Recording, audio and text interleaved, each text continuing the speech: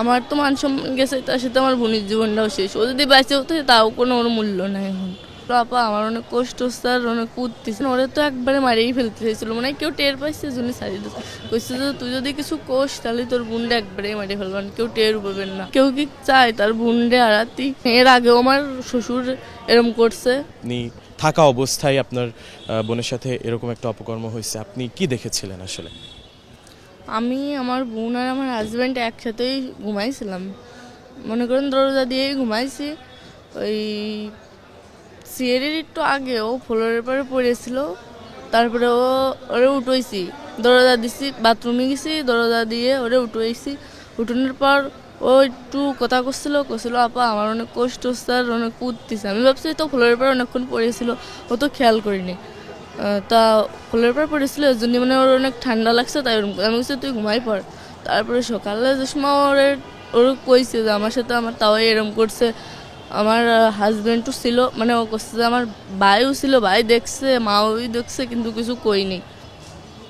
তা আমি করছি, তারপরে আমি করছি আমার হাজব্যান্ডের ডাক দিয়ে কইছি যে হচ্ছে আমি কি মায়ের কাছে সব কবো, এর আগেও আব্বু এরম করছে আমার সাথে।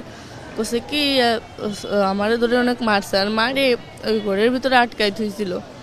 ঘরের ভিতরে আটকাই ধোয়ার পর মনে করেন দিনই বেলা সকালে হয়ে গেছে, তখন তো অনেক লোকজন আসে। ডিজাইন, এলিগেন্স, বিউটি, সেরা পণ্য সবার জন্য জেভিকো। একজনের বাড়ি আসে, তারপরে সকাল হওয়ার সাথে সাথে ঘর খুলে দিচ্ছে। আর আমারে কইছে যাতে কিছু না কই, মনে করেন ওরে তো একবারে মারিয়েই ফেলতে চাইছিল, মানে কেউ টের পাইছে জন্য ছাড়িয়ে দিচ্ছে। কইছে যে তুই যদি কিছু কোষ তাহলে তোর বোনটা একবারে মারিয়ে ফেলবেন, কেউ টের পাবেন না, মারিয়ে সারিয়ে থাকবেন। মানে বাড়ির সবাই মিলে একসাথে কইছে, তাহলে সবাই মিলে যদি একসাথে এরকম করে আমি কোনে যাবো, বাড়িতে একা, কারোর কাছে ফোন উঠতেছে না। তারপরে বাড়ির আশেপাশের লোক আসে দেখে কি আসি এরম করতেছে, জ্ঞান হারাই ফেলছে আর কেরম মুখ দিকে যা উঠতেছে। তারপর আমি সেই সময় ফোন নিয়ে আম্মুরে ফোন দিছি, সবাই কইছে আমার শাশুড়ি, তারপরে সবাই কর পরে নিয়ে গেছে হসপিটালে। নেওয়ার পরে আম্মুরা যেই গেছে, আমার আম্মুরা সেই সময় আমার শাশুড়ি দেহেই পলাইছে।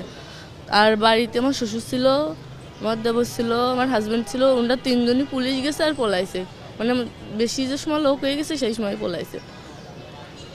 আর আমার সাথেও এরকম এর আগে একবার হয়েছে, তা আমি বাড়িতে জানাইছি, আম্মুরা মনে করেন বিশ্বাস করেছে আমার আম্মুরা, কিন্তু মান সম্মানের বইতে আমার আবার বুঝোই পড়ে দিয়ে পাঠাইছে। আর হনে কইছি, হনে কেউ বিশ্বাস করিনি। আমার হাজব্যান্ডে কলেই আমি যদি কই যে আব্বু আমার সাথে এরকম করে, তাহলে আমার ধরে খালি মারে, কয় কি তোরে মারবানে।